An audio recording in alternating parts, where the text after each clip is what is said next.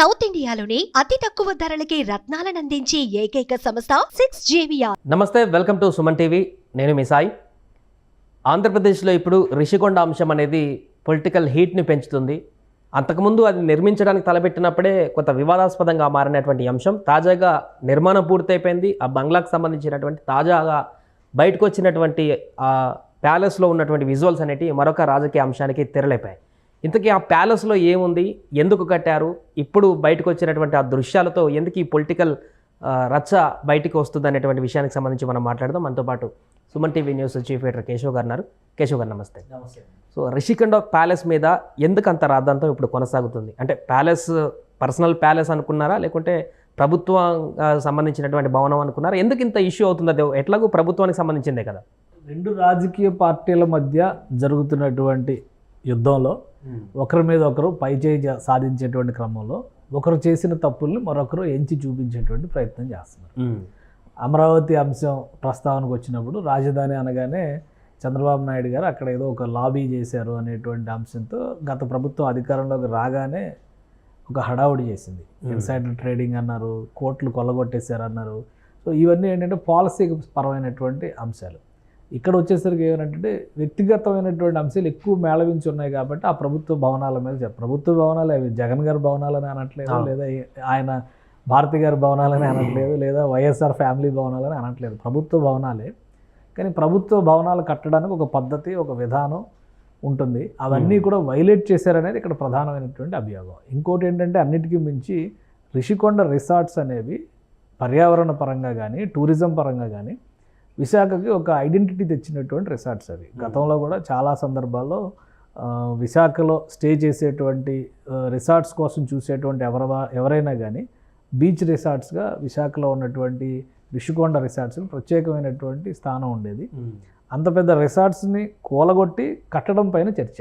ఇప్పుడు అది ప్యాలెసా లేదంటే జగన్మోహన్ రెడ్డి గారు చక్రవర్తి సామ్రాట్ అనే చర్చ కాదు. అదంతా కూడా అసలు విషయం డైవర్ట్ చేసేటువంటి ఎత్తుగడలో భాగంగా పోటాపోటీగా చేస్తున్నటువంటి పరస్పర వ్యాఖ్యలు అవి. అక్కడ ఆల్రెడీ అద్భుతమైనటువంటి పర్యాటక రిసార్ట్స్ ఉంటే వాటిని కూలగొట్టడం మొదటి తప్పు. పర్యావరణ పరంగా నిబంధనలన్నింటినీ ఉల్లంఘించి అక్రమ నిర్మాణాలని అనడం కూడా కొంచెం కష్టం ఇప్పుడు. కానీ రహస్య నిర్మాణాలు చేసేటువంటి ప్రయత్నం గత ప్రభుత్వం చేసింది. దాని మీద కోర్టులు అక్షింతలు వేసినాయి. అలానే చాలామంది నాయకులు పోరాటం చేశారు, ఫిర్యాదులు చేశారు. చివరికి నేషనల్ గ్రీన్ ట్రిబ్యునల్కి కూడా కంప్లైంట్లు ఇచ్చినటువంటి పరిస్థితి ఉంది. పర్యావరణాన్ని పట్టించుకోకుండా, అక్కడ ఉన్నటువంటి ప్రాథమికమైనటువంటి పరిస్థితులను పట్టించుకోకుండా సొంత ఎజెండాతో నిర్మాణాలు జరిగినాయి అనేది ప్రధానమైనటువంటి అభియోగం. ఇప్పటివరకు అది. ఇప్పుడు ప్యాలెస్ లోపల ఉన్నటువంటి హంగు ఆర్భాటాలు చూస్తే అది ఒక రాజప్రాసాదంలా తయారు చేశారంటే ఖచ్చితంగా వ్యక్తిగతమైనటువంటి అవసరాల రీత్యా కట్టుకున్నటువంటి భవనం, కట్టించినటువంటి భవనం. ఎందుకంటే ఇప్పుడు అన్ని లెక్కలు తీస్తారు. ఇప్పుడు జగన్మోహన్ రెడ్డి గారు ముఖ్యమంత్రిగా అయింది 5 సంవత్సరాలకే, జీవితకాలానికి కాదు. జీవితకాలానికి ఇచ్చేటువంటి ప్రజాస్వామ్య వ్యవస్థలో జీవితకాలానికి ఇచ్చేటువంటి పోస్టులు ఏవీ లేవు. ప్రజలు ఎన్నుకుంటే తప్పితే అవకాశం ఉండదు. ఇప్పుడు ఖర్చు పెట్టినటువంటి ఖర్చులన్నీ కూడా ప్రజాధనం లూటీ చేశారనేది అధికార పార్టీ, ఇప్పుడు ఉన్నటువంటి అధికార పార్టీ చేస్తున్నటువంటి అభియోగం. అది కాకపోతే కాదని తేలిపోద్ది. అవునైతే శిక్ష అనుభవించడానికి సిద్ధపడి ఉండాల్సినటువంటి పరిస్థితి ఉంటుంది. ఎందుకంటే ఒక నిర్మాణం చేయడానికి, ప్రజలకు ఉపయోగపడేటువంటి ఒక నిర్మాణం చేయడానికి కొన్ని పరిమితులు ఉన్నాయి, కొన్ని విధి విధానాలు ఉన్నాయి. వెలగపూడిలో తాత్కాలిక సచివాలయం నిర్మాణానికి సంబంధించే ఎస్ఎఫ్టీకి 1800 రూపాయలతో కట్టేయచ్చు. కానీ చంద్రబాబు నాయుడు ప్రభుత్వం 3000 రూపాయలు ఖర్చు చేసింది అని ఒక పెద్ద రాద్ధాంతం చేసి గవర్నమెంట్ వచ్చిన తర్వాత దాని మీద విచారణ లేదు, దాన్ని నిరూపించేటువంటి ప్రయత్నం లేదు, ఏమీ లేదు. కానీ ఇప్పుడు 400 కోట్ల రూపాయల పైగా ప్రజాధనాన్ని ఉపయోగించి అందమైనటువంటి అలంకరణలకి, బాత్ టబ్బులకి, లేదా ప్యాలెస్లో ఉండేటువంటి ఇతర విలాసవంతమైనటువంటి సౌకర్యాల కోసం ఖర్చు పెట్టడం అనేది నేరం, ఖచ్చితంగా నేరం. అది దీనిపైన మాజీ మంత్రి గుడివాడ అమర్నాథ్ కూడా మాట్లాడడం జరిగింది. రాష్ట్రపతికి ప్రధానమంత్రులు వచ్చినప్పుడు వాళ్ళు బస చేయడానికి కట్టినటువంటి విషయం ఇది ఎప్పుడే ఎవరు ప్రభుత్వం ఉన్నా కూడా దానికే కేటాయించవచ్చు, దీని మీద ఎందుకు రాద్ధాంతం అంటూ కూడా కౌంటర్ ఇస్తున్నారు. అదే ప్రకటన అధికారిక. అంతకు ముందు కూడా వీళ్ళు అతిథి భవనాల, సీఎం క్యాంప్ ఆఫీసా, లేకుంటే టూరిస్ట్ ప్లేసెస్ అనేది అఫీషియల్గా ఇంతవరకు ఎవరు చేయలేదు కూడా వైసీపీ నుంచి కూడా. అంటే ప్రజాస్వామ్యంలో ముందు చూపు లేని నిర్ణయాలు ఎలా ఉంటాయి అనడానికి అదొక ఉదాహరణ. దాన్ని ఎలా సమర్థించుకోవడానికి ప్రయత్నించాలనేది తలాతోకాలైనటువంటి వాదనలు చేస్తున్నటువంటి మాజీ మంత్రి గుడివాడ అమర్నాథ్ని మనం చూడాల్సి ఉంటుంది. విశాఖపట్నం ప్రజలు అక్కడేమీ ప్యాలెస్ని కట్టొద్దని అనలేదు, లేదంటే కడతామంటే ఇప్పుడున్నటువంటి ఆంధ్రప్రదేశ్ ప్రజలు కూడా ఎవరు వ్యతిరేకించరు. కానీ పలానా పర్పస్తో మేము కడుతున్నాం అనేది ప్రజాధనం ఒకటేంటంటే ప్రభుత్వ కోశాగారంలోకి వెళ్ళినటువంటి ప్రతి రూపాయిని ఖర్చు పెట్టేటువంటి క్రమంలో కొన్ని విధి విధానాలు ఉన్నాయి. ఆ విధి విధానాలని అనుసరించి ఖర్చు పెట్టాలి. ఐఏఎస్ ఆఫీసర్ అయినా సీఎం అయినా కానీ ఒక్క రూపాయి అందులోంచి తీసి ఖర్చు పెట్టడానికి ఒక పద్ధతి ఉంది, ఒక విధానం ఉంది. అది ప్రజా అవసరాల కోసం చేస్తున్నటువంటి ఖర్చు అంటే ఎవరు కూడా ప్రశ్నించేటువంటి అవకాశం ఉండదు.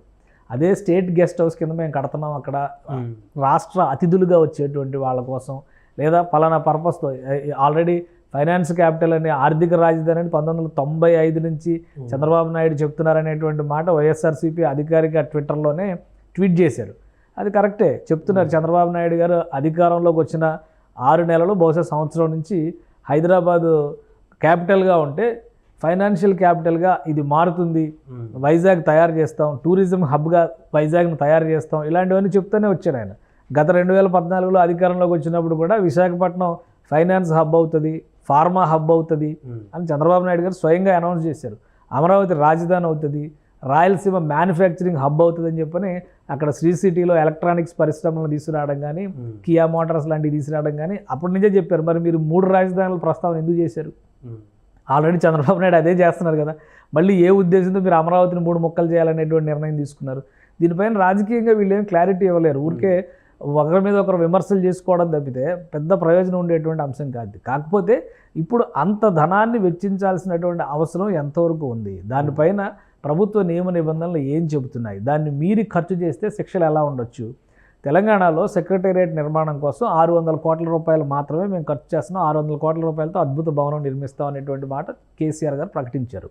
నిర్మాణం పూర్తయ్యేసరికి అది 1100 కోట్లు దాటింది, 1200 కోట్లు దాటింది అన్న మొన్న రేవంత్ రెడ్డి గారు సర్కార్ చెప్పినటువంటి మాటను బట్టి చూస్తే 350 కోట్ల రూపాయలు ఎలాంటి అనుమతులు లేకుండా, ముందస్తు అనుమతులు లేకుండా, ప్రొసీజర్ ఫాలో అవ్వకుండా కేవలం సెక్రటేరియట్లో కల్పించాల్సినటువంటి ఫైబర్ లైన్స్ కోసము, ఎలక్ట్రికల్ లైన్స్ కోసమే ఖర్చు పెట్టారు అనేటువంటి దాన్ని ఒక ప్రధాన అభియోగంగా తీసుకుంది. అంటే ₹1 నువ్వు ప్రజాధనాన్ని ఉపయోగించాలన్నా కానీ చాలా క్లియర్గా దానికి ఒక ప్రొసీజర్ ఫాలో అవ్వాలి. ప్రొసీజర్ లేకుండా నువ్వు చేయాల్సింది చేసి రాష్ట్రపతి వస్తే ఉంటారు, రాష్ట్రపతి కట్టమన్నారా మిమ్మల్ని? ప్రధానమంత్రి కట్టమన్నారా? లేదా మేము వచ్చినప్పుడు విశాఖలో బస్ చేయడానికి ఇబ్బందిగా ఉంది, మీరు కట్టండి ఒక పెద్ద బిల్డింగ్ అని చెప్పారా? ఇవన్నీ తలాతోక లేని మతిలేని వాదనల కింద చూడాల్సి ఉంటుంది. అమర్నాథ్ గారు కానీ వైఎస్ఆర్సీపీ కానీ దీన్ని ఎక్కువ భుజాలు తడుముకోకుండా ప్రజా అవసరాల కోసం నిర్మించింది. అసలు ముందరే చెప్పుంటే ఈ సమస్య ఉండేది కాదు. ఎందుకంటే కోర్టులు కూడా క్లియర్గా అడిగింది అది ఏ పర్పస్తో కడుతున్నారనే దాని మీద ఎవరో క్లారిటీ ఇవ్వలేదు. చాలా కాలం పాటు రిసార్ట్లు అన్నారు, టూరిజం గెస్ట్ హౌస్లు అన్నారు, ఫైనల్గా సీఎం క్యాంప్ ఆఫీస్ అన్నారు. ఫైనల్గా ఎలక్షన్స్ ముందరకు వచ్చేసరికి ఎలక్షన్స్లో మేము గెలిస్తే ఇదే రాజధాని అని చెప్పి అన్నారు. కాబట్టి మీ రహస్య ఎజెండాని అమలు చేయడం కోసం ప్రజాధనాన్ని దుర్వినియోగం చేస్తే ఖచ్చితంగా పర్యవసానాలని ఎదుర్కోవాల్సి ఉంటుంది. ఈరోజు శ్రీలంక భవనం ఏం చూసాం, శ్రీలంక ప్రెసిడెన్షియల్ ప్యాలెస్ ఏమైంది? ప్రజలందరూ ఆర్థిక సంక్షోభం తర్వాత దాడి చేసినాక ఏమైంది? అలాంటి పరిస్థితులు రాకుండా ప్రజాస్వామ్యం కాబట్టి అసలు ఏం జరుగుతుందో ప్రజలు చూపించేటువంటి ఒక ప్రయత్నం జరిగింది. అంత పెద్ద నిర్మాణం జరిగిందన్న విషయం తెలియాలి కదా ప్రజలకి. సో ఇంతవరకే ఇది. కానీ రాజకీయంగా దీన్ని నేను అనుకోవడం చంద్రబాబు నాయుడు గారు రాజకీయంగా దీన్ని ఉపయోగించుకోవడం కోసం దాన్ని ఏదో నాశనం చేస్తారనేది అనుకోవట్లేదు. ఏదో ఒక పర్పస్తో ప్రభుత్వ కార్యాలయాల కోసం ఉపయోగిస్తారు. ఎందుకంటే అమరావతిలో తాత్కాలిక సెక్రటేరియట్ నిర్మాణం చేసినటువంటి భవనాలకే ముందు చూపుతో 8 అంతస్తులు నిర్మాణం చేయగలిగినటువంటి ఫౌండేషన్స్ వేశారు వాటిని. ఎందుకంటే పర్మనెంట్ సెక్రటేరియట్, పర్మనెంట్ అసెంబ్లీ వచ్చిన తర్వాత ఇవన్నీ అక్కడ షిఫ్ట్ అయితే ఈ భవనాలను ఒక రీసెర్చ్ సెంటర్ లాగా CCMB లాంటి పరిశోధనా సంస్థను దానిలో ఏర్పాటు చేయాలనేటువంటి ప్రతిపాదన ఆయన నిర్మాణం ప్రారంభించడంలోనే చెప్పాడు. కాబట్టి విజువల్స్ చూస్తే ప్రభుత్వపరమైనటువంటి కార్యక్రమాలకు ఉపయోగించేటువంటి ఆఫీస్ అట్మాస్ఫియర్ అయితే కనిపించట్లేదు. ఏదో అతిథి గృహాలు, 5 స్టార్ హోటల్ అట్లాంటి అట్మాస్ఫియర్ దాంట్లో కనిపిస్తుంది. ఖచ్చితంగా అది విశాఖ రిషికొండ, తాజ్ రిషికొండనో లేదంటే అట్లాంటిది ఏదైనా పేరు పెట్టాల్సి ఉంటుంది. తాజ్ కృష్ణ అని హైదరాబాద్లో ఎట్లా చూస్తున్నామో అట్లా తాజ్ రిషికొండ, తాజ్ విశాఖ పెట్టి ఏదైనా హోటల్స్కి ఫలక్నుమా ప్యాలెస్ చూస్తున్నాం కదా హైదరాబాద్లో, హోటల్స్ రన్ చేస్తూ ఉంటారు కదా. సో హై క్లాస్ పీపుల్ వచ్చినప్పుడు వాళ్ళకి షెల్టర్ ఇవ్వడానికి, అకామిడేషన్ అరేంజ్ చేయడానికి ఒక హోటల్కి ప్రైవేట్ హోటల్ ఏజెన్సీలకు ఇచ్చేలా ఉంది అది. ఎందుకంటే కార్యాలయ భవనాలకి పరిధి మించి ఉన్నటువంటి ఇది. ఎందుకంటే నిర్మాణాల్లో కూడా 3-4 విల్లాలు కట్టారంట, అందులో 14 బెడ్రూమ్లు ఉన్నాయి అంటున్నారు. సో ఇవన్నీ కూడా ఆఫీసులకి ఉపయోగపడేటువంటి పర్పస్ కదా. ఆఫీస్కి ఉపయోగపడేటువంటి పర్పస్ కొంత ఉంది, కానీ మిగతాదంతా కూడా ప్రైవేట్ పర్పస్. అంటే ఇంటి కోసం, ఒక ఇంటి అవసరం, గృహ అవసరాలకు తగినట్టుగా రీతిలో ఒక విలాసవంతమైనటువంటి నిర్మాణం, ఇంటి నిర్మాణం చేస్తే ఎలా ఉంటుందో అటువంటి ఇది జరిగిందనేదే ఇక్కడ చర్చ. ఇంకోటి ఏంటంటే ఇప్పుడు అక్కడ ఉన్నటువంటి పరిస్థితుల్లో గతంలో మిలీనియం టవర్స్ అని చెప్పని చంద్రబాబు నాయుడు గారు గవర్నమెంట్లో ఉన్నప్పుడే 2 టవర్లు కట్టారు. ఐటీ కానీ అన్ని ఓపెన్ స్పేస్, ఎందుకంటే ఆఫీస్ స్పేస్ ఎప్పుడు కూడా ఓపెన్ స్పేస్ ఉండడానికి ప్రిఫరెన్స్ ఇస్తారు. వాళ్ళ అవసరాలకు తగ్గట్టుగా ఇంటీరియర్స్ అన్నీ చేసుకుంటారు. కానీ ఇక్కడ అటువంటి పరిస్థితి కనిపించట్లా, ఎందుకంటే ఒక ఇల్లు, ఒక నివాసం, ఒక ఫ్యామిలీ ఉండేలాగా ఉంది. తెలుగుదేశం పార్టీ ట్వీట్ చేసిన దానిలో కూడా ఒకటి చాలా క్లియర్గా రాశారు. అది ఒకవేళ వ్యక్తిగతమైనటువంటి అవసరాల కోసం ఎవరైనా నివాసం కోసం ఉంచలేదు అని అనుకునేటువంటి పక్షంలో జగన్మోహన్ రెడ్డి గారి బంధువులు వెళ్ళి అక్కడ ప్రార్థనలు చేశారు అంటున్నారు. ఇవన్నీ చాలా ఆరోపణల లిస్టు వాళ్ళు కూడా రాశారు. ఇప్పుడు ఆ ట్వీట్ వారు నడుస్తుంది. ఇటు వైసీపీ వాళ్ళు ఒక ట్వీట్ చేస్తే అటు టీడీపీ వాళ్ళు ఒకటి చేస్తున్నారు. అవన్నీ కూడా వాటి వాల్యుయేషన్స్ కూడా వాళ్ళు అవన్నీ కూడా స్క్రీన్ షాట్స్ తీశారు. ఇప్పుడు ఒక బాత్ టబ్ ఉంది, అందులో ఆ బాత్ టబ్ మోడల్ తీసి ఆన్లైన్లో ఎంత రేటు చూపిస్తుంది, చదరపడుగుల విస్తీర్ణంతో కట్టారు. దానికి పైన లైట్స్ ఉపయోగించారు, లైట్ మోడల్స్ పెట్టి దాని రేట్ కార్డ్ ఎంత ఉంది, అవన్నీ కూడా వైరల్ అవుతున్నాయి. అంటే ఇవి ప్రజలకి ఇప్పుడే రహస్యాలు కాదు, ఇవన్నీ కూడా ప్రజలు తెలుసుకోవడం పెద్ద కష్టమైంది కాదు. ప్రతిదీ ఏదైనా ఈ మొబైల్ ఫోన్ ఎంత రేట్ ఉంది అంటే మోడల్ చెప్తే ఆన్లైన్లో చెక్ చేస్తే వెంటనే మార్కెట్ రేట్ వచ్చేస్తుంది, ఆన్లైన్ రేట్ వచ్చేస్తుంది, ఆఫర్లు ఏమన్నాయో కూడా వచ్చేస్తాయి. కాబట్టి ఇవన్నీ జనం తెలుసుకోవడం పెద్ద క్లిష్టమైంది, దీన్ని తెలుసుకోలేరు. ఇది ఒక అభూత కల్పన చేసి మనం ఏదో మాయాజాలం చేస్తేనే మనకు తెలుస్తుంది అనేటువంటి పరిస్థితి లేదు. కాబట్టి గుడివాడ అమర్నాథ్ గారు కానీ వైసీపీ అఫీషియల్ ట్విట్టర్లో చేస్తున్నటువంటి కామెంట్లు కానీ, రాష్ట్రపతి వస్తే అక్కడ సరైనటువంటి వ్యవస్థలు లేవని ఎవరు చెప్పారు? పెద్ద పెద్ద గెస్ట్ హౌస్లు ఉన్నాయి. ఎందుకంటే విశాఖపట్నం ఒక కాస్మోపాలిటన్ సిటీ. ఆల్రెడీ అక్కడ షిప్ యార్డ్కి సంబంధించినటువంటి గెస్ట్ హౌస్లు కానీ, హెచ్పిసిఎల్కి సంబంధించిన గెస్ట్ హౌస్లు కానీ, స్టీల్ ఫ్యాక్టరీకి సంబంధించిన గెస్ట్ హౌస్లు కానీ అవసరానికి తగ్గట్టుగా మొన్న ప్రెసిడెంట్ వచ్చినప్పుడు ఎక్కడ బస్ చేశారు. అలానే ప్రైమ్ మినిస్టర్ 2 సార్లు విజిట్ చేసినప్పుడు అక్కడ ఐఎన్ఎస్ ఇవే ఉన్నాయి కదా, అక్కడ పెద్ద పెద్ద గెస్ట్ హౌస్లు కదా అవి. వాటిని మించిన ఇంకేమి కల్పిస్తారు? సో ఇవి మోడర్నైజ్డ్, అవసరాలకు తగ్గట్టుగా వాటిని ఆధునికరు. ఎందుకంటే ఇప్పుడు ఇక్కడ ఏదో కూర్చుని టేబుల్ దగ్గర బటన్ నొక్కితే విండోస్ కర్టన్స్ అన్నీ ఓపెన్ అవుతాయంట. అలా చూడగానే సముద్రం అలా ఎదురుగా కనిపిస్తూ ఉంటుందంట. సో ఆ వ్యూ పాయింట్ అవన్నీ అలాంటివన్నీ ఉండకపోయి ఉండొచ్చు అందులో. ఇది ఆ వ్యూ పాయింట్ చూడటం వలన ఆ ప్లేస్ అనువైందని. ఇంకో విషయం ఏంటంటే ఇందులో మనం గమనించాల్సింది, లోకేష్ గారు ఒక స్టేట్మెంట్ ఇచ్చారు. దీనిపైన అసలు ఎంత ఖర్చు అయింది, ఏ పర్పస్తో ఖర్చు పెట్టారు. ఇప్పుడు గవర్నమెంట్లో ప్రొసీజర్ ఏంటంటే మీరు ఒక పెన్ను కొనాలన్నా కానీ ఆ పెన్ను ఏ డిపార్ట్మెంట్కి అవసరమో ఆ డిపార్ట్మెంట్ రిక్వైర్మెంట్ ఇవ్వాలి. ఆ డిపార్ట్మెంట్తో పాటు మిగతా డిపార్ట్మెంట్లకి ఎన్ని డిపార్ట్మెంట్లకి పెన్ను అవసరాలు ఉందో చూడాలి. సో దానికి అప్రూవల్ ఇచ్చినాక ఫైనల్గా ఒక కొటేషన్ తీసుకొని రేట్ కార్డు చూసి అందరిలో ఎవరు తక్కువ ఇస్తున్నారు చూసి దాన్ని కొనేటువంటి అవకాశం ఉంటుంది. మరి ఒక ప్యాలెస్ కడుతున్నారన్నప్పుడు ఎవరు రిక్వైర్మెంట్ వాళ్ళని కట్టారు, ఎవరు అడిగితే కట్టారు, ఫైల్ ప్రొసీజర్ ఎలా జరిగింది, అవన్నీ కూడా చంద్రబాబు నాయుడు గారు వెరిఫై చేసి రిపోర్ట్ ఇమ్మన్నారండి. అలానే ఎంత ఖర్చు అయింది, ఖర్చు అయిన దానికి సంబంధించినటువంటి డేటా ఇమ్మన్నారు. ఎందుకంటే ఒక పెన్ను కొనాలి అని చెప్పని మీరు ప్రభుత్వంలోకి వెళ్ళినప్పుడు నేను 10,000 రూపాయలు పెన్ను కొనుక్కుంటానంటే ఎవరు, 15 రూపాయల వరకే లిమిట్ ఉందనుకో 15 రూపాయలు లోబడే కొనుక్కోవాలి. 15 రూపాయలు లోబడి 10,000 పెన్నులు కొనుక్కోండి, ఎవడో క్వశ్చన్ చేయడు. 10,000 రూపాయలు పెట్టి ఒక పెన్ను కొనాలనుకోండి తీసుకెళ్ళి లోపలేస్తారు. అధికారులు అందరూ ఇరుక్కుంటుంది అదే కారణంతో కదా. ఇప్పుడు ఈ ప్యాలెస్ కట్టడానికి లేదా ఈ భవన నిర్మాణాలకి ఈ అవసరం ఉంది, ఇక్కడ ఈ నిర్మాణాలు చేయాలనేటువంటి రిక్వైర్మెంట్, ఫైల్ మూవ్మెంట్ ఎక్కడి నుంచి స్టార్ట్ అయింది అనే దగ్గర నుంచి ఇలాంటి నిర్మాణాలు ఇంకా జరిగినాయి అని లోకేష్ గారు ఒక కామెంట్ చేశారు. ఇంకా ఒకవేళ జరిగితే ఇంకొకటి, జగన్మోహన్ రెడ్డి గారు ఉంటున్నటువంటి ఇల్లు హైదరాబాద్ లోటస్ పాండ్లో ఉన్నటువంటి ఇల్లు మొత్తం ఇంటీరియర్ వర్క్ చేయించారు. దగ్గర దగ్గర 17 కోట్ల రూపాయల ఖర్చు ప్రజాధనంతో అనేటువంటి ఒక లెక్క బయటికి తీశారు. సో ఇవన్నీ తీస్తారు. ఇప్పుడు ఒక ఇల్లు కాదు, ఒక ప్యాలెస్ కాదు, చాలా కట్టారని చెప్పి అన్నప్పుడు ఇంకా చాలా ఇష్యూస్ ఉండొచ్చు కదా. అవన్నీ కూడా ప్రజలకు తెలియాల్సినటువంటి అవసరం ఉంటుంది. గత ప్రభుత్వం వచ్చి ఒక మంచి పనే చేసింది 5 ఏళ్ళు. ఒకవేళ అన్ని రకాల అభివృద్ధి ఆగిపోయినా కానీ, సంక్షేమ పథకాలు మాత్రమే ఇచ్చారని సరిపెట్టుకున్నా కానీ, అంతకు ముందర పనిచేసినటువంటి ప్రభుత్వం 5 ఏళ్ళు ఎంత నిబద్ధతతో పనిచేసింది, ఎన్ని లోపాలు ఉన్నాయి అందులో తెలుసుకోవడానికి ప్రజలకు ఒక అవకాశం ఏర్పడింది. ఇప్పుడు ఈ ప్రభుత్వం రావడం వల్ల ఏంటంటే ఆ లోపాలను సరిదిద్దుకోవడంతో పాటు ఇప్పుడేమి లోపాలు జరిగినాయి కూడా ప్రజలకు తెలిసేటువంటి అవకాశం ఉంటుంది. అది ప్రజాస్వామ్య స్ఫూర్తి, అదే అందులోంచి తెలుసుకునేటువంటి వెసులుబాటు ప్రజలకు కలుగుతుంది.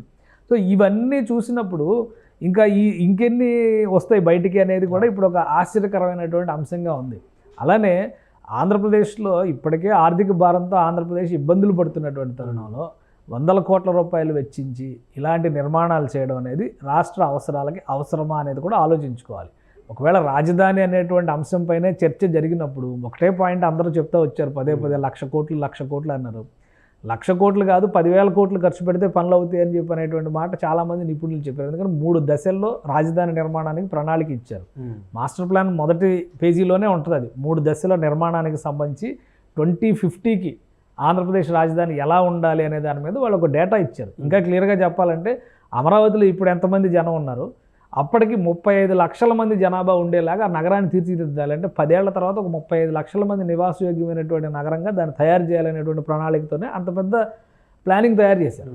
సో అటువంటి వాటికి డబ్బులు లేవని చెప్పని ఇవన్నీ చేసినప్పుడు ఇప్పుడు మళ్ళీ ఇవన్నీ ఎలా నిర్మించారు, ఈ భవనాలన్నీ ఎలా నిర్మించారు, అధికారులు ఎవరెవరు ఉన్నారు, మున్సిపల్ అడ్మినిస్ట్రేషన్ ఫైనల్గా ఇంకొక విషయం ఏంటంటే ఈ భవనానికి సంబంధించిన ప్రారంభోత్సవం గవర్నమెంట్ వచ్చిన వెంటనే జరుగుతుంది అనేటువంటి క్లారిటీ అధికారులకు ఇచ్చారు. ఈ క్రమంలోనే ముఖ్యమంత్రికి సంబంధించినటువంటి నివాసం ఎక్కడ ఉండాలి అనే దాని మీద ఒక కమిటీ వేసింది లాస్ట్ గవర్నమెంట్ ఇంటర్నల్గా జగన్మోహన్ రెడ్డి ప్రభుత్వం. ఆ కమిటీకి నేతృత్వం వహించింది మున్సిపల్ శాఖ ప్రిన్సిపల్ కార్యదర్శిగా ఉన్నటువంటి శ్రీలక్ష్మి గారు. ఆమె ఇచ్చినటువంటి రిపోర్ట్ ఏంటంటే విశాఖ పరిసర ప్రాంతాల్లో ఉన్న అన్ని భవనాలని పరిశీలించిన తర్వాత ఈ రిషికొండ భవనం మాత్రమే ముఖ్యమంత్రి నివాసానికి అనువైనదిగా కనిపిస్తుందని ఒక రిపోర్ట్ ఇచ్చారు. నిర్మాణం అంతా ఇంటి కోసం జరిగి మళ్ళీ ఒక రిపోర్ట్ ఏంటంటే అక్కడ ఉన్న ఏ భవనం పనికిరాదు ముఖ్యమంత్రి బస్ చేయాలంటే కనుక, అంటే ఆయన ఆఫీస్ అక్కడ పెట్టి రాజధానిగా పరిపాలన అక్కడ ప్రారంభించాలంటే ఈ భవనం ఒకటే సూటబుల్ అని ఒక రిపోర్ట్ ఇచ్చారు. అంటే ఒకవేళ గవర్నమెంట్ కట్టేసిన తర్వాత గవర్నమెంట్ వచ్చి ఉంటే ప్రజలకి తెర వెనక జరిగిన వ్యవహారాలు ఏమీ తెలియవు. ఇమీడియట్గా ఇది ఒక అనువైన భవనంగా ప్రభుత్వ అధికారులు తేల్చారు కాబట్టి అక్కడి నుంచి జగన్మోహన్ రెడ్డి గారు పరిపాలన ప్రారంభించేవారు. లోపల ఏముందో కూడా ఎవరికి తెలియదు కదా. ఈ రోజు గవర్నమెంట్ మారింది కాబట్టి లోపల పంపించారు, విజువల్స్ బయటకు వచ్చాయి, వచ్చినాయి. ఇప్పుడు తాడేపల్లి ఇంటి పైన అంత పెద్ద ఫెన్సింగ్ ఉందన్న విషయం కూడా మనకు ఇప్పుడు అధికారం పోయిన తర్వాత ఇప్పుడు తెలిసింది. ఎంతవరకు అసలు లోపలికి వెళ్ళలేదు, వెళ్తే ట్రెస్ పాసర్స్ అని చెప్పి కేసు పెట్టారు కదా. నారాయణ గారు వెళ్తే కేసు పెట్టారు, పవన్ కళ్యాణ్ గారు వెళ్తే కేసు పెట్టారు, చాలామంది లోకల్ ఎమ్మెల్యేలు ఎమ్మెల్సీలు అలానే కార్పొరేటర్లు కూడా వెళ్తే కూడా కేసు పెట్టారు కదా. కాబట్టి ఇప్పుడు గవర్నమెంట్ మారింది కాబట్టి తెలిసింది. ఇప్పుడు లోటస్ పాండ్ లోపల ఏముందనేది ఎవరికైనా తెలుసా? అందులో అంటారు 200 గదులతో నిర్మాణం చేశారు అది అని, ఇవన్నీ పేపర్లో వస్తే చదవడమే కానీ మనం లోపల ఏముందో ఎవరికి తెలియదు కదా. అది సొంత ఇల్లు కాబట్టి ఎవరికి తెలియాల్సిన అవసరం లేదు. కానీ ఇది ప్రభుత్వ ఆస్తి, ప్రజల ఆస్తి, అంటే ప్రజలకు తెలియాల్సిన అవసరం, తెలియడం నేరమేం కాదు. ఆ ఫోటోలు తీసి బయట పెట్టినంత మాత్రాన, వీడియోలు తీసినంత మాత్రం మీడియాని అలౌ చేయడమే నేరం అన్నట్టుగా కొంతమంది వైసీపీ నాయకులు వ్యాఖ్యానిస్తున్నారు. సో అది సరైంది కదా, ఎందుకంటే అది ప్రజాధనం కదా. వాళ్ళే చెప్తున్నారు కదా, రాష్ట్రపతి గవర్నర్ వస్తే గవర్నర్ ప్యాలెస్లో ఏముందో చూడవా మనం, అన్నీ చూపించరా, మొత్తం అసలు కాన్ఫరెన్స్ హాల్ ఏముంది, ఆయన మీటింగ్ గవర్నర్ రెసిడెన్స్లోనే ప్రత్యేకంగా ఒక అతిథి సమావేశ మందిరాన్ని ఏర్పాటు చేస్తారు. కాబట్టి సీఎం దానిలో కూడా అలానే ఉంది. ప్రగతి భవన్ ఇప్పుడు ప్రజాభవన్ అయిపోయిన ప్రగతి భవన్లో చూడలేదా, సీఎం అక్కడి నుంచి ఆర్గనైజ్ చేసి, సో అదే ఉంటుంది. కానీ ఇంటి లోపల ఎంత విలాసంగా ఉందన్నది ఇప్పుడు తెలిసింది. శ్రీలంక రాయల్ ప్యాలెస్ లాగో లేదా ఇంకొక రాజు భవనం లాగో ఉంది అనేటువంటి అభిప్రాయం ప్రజలకు కలిగింది కాబట్టి ఇంత చర్చ జరుగుతుంది. ఏదైనా కానీ ఫైనల్గా ఏంటంటే ప్రజల ఆస్తి, ప్రజలకు సంబంధించినటువంటి ధనాన్ని ఉపయోగించేటప్పుడు అప్రమత్తతతో బాధ్యతతో వ్యవహరించాల్సినటువంటి అవసరం ఎంతైనా నాయకులకు ఉంటుంది, ఏ నాయకుడైనా కానీ ఇది మనకు ప్రజలు అధికారం ఇచ్చారు కాబట్టి మనం ఇష్టం వచ్చినట్టు ఖర్చు పెట్టచ్చు అనుకుంటే కనుక ఫైనల్గా నష్టపోయేది ప్రజలు, ఆంధ్రప్రదేశ్ ప్రజలు. ఎందుకంటే అప్పుల్లో ఉన్నారు, ఆర్థిక భారంలో, ఆర్థిక లోట్లో ఉన్నారు. ఇప్పుడు ఉన్నటువంటి పరిస్థితుల్లో రెవెన్యూ జనరేషన్ అనేది లేకుండా ఉంది అనేటువంటి ఆవేదనలో ఉన్నారు. అలాంటప్పుడు ఈ దుబారా ఖర్చు ఖచ్చితంగా నేరం అయ్యేటువంటి అవకాశం ఉంటుంది. Right sir. సో అది మొత్తానికి ప్రస్తుతం రిషికొండలో నిర్మించినటువంటి ఆ యొక్క భవనానికి సంబంధించినటువంటి దృశ్యాలు బయటికి రావడంతో ఇది పొలిటికల్ దుమారానికి కారణమైంది. అంటే ముందే అసలు ఈ భవనాన్ని ఎందుకు కడుతున్నాం అనేటువంటి విషయాన్ని అప్పుడు కట్టినటువంటి వైసీపీ ప్రభుత్వం అధికారికంగా కనుక ముందే ధృవీకరించి చెప్పినట్లయితే ఇంత ఇష్యూ ఉండకపోయేది. అది ఎందుకు కడుతున్నారు అనేటువంటి ఒక సరైనటువంటి స్ట్రక్చర్ ఇవ్వకుండా ఇప్పుడు మొత్తం కంప్లీట్ అయిన తర్వాత దాని మీద రకరకాలుగా మాట్లాడుతున్నటువంటి సందర్భంలో అతిథి గృహాలని ఇంకేదో అని చెప్పేసి దీనిపైన ఇప్పుడు చర్చనీయాంశంగా మారినటువంటి పరిస్థితి. ఇది క్రమక్రమంగా ఇంకా ఎటువైపు వెళ్తుందో చూడాలి. సుమన్ టీవీలో మీ పర్సనల్ అండ్ బిజినెస్ ప్రమోషన్స్ కోసం కింది నెంబర్కి కాంటాక్ట్ చేయండి.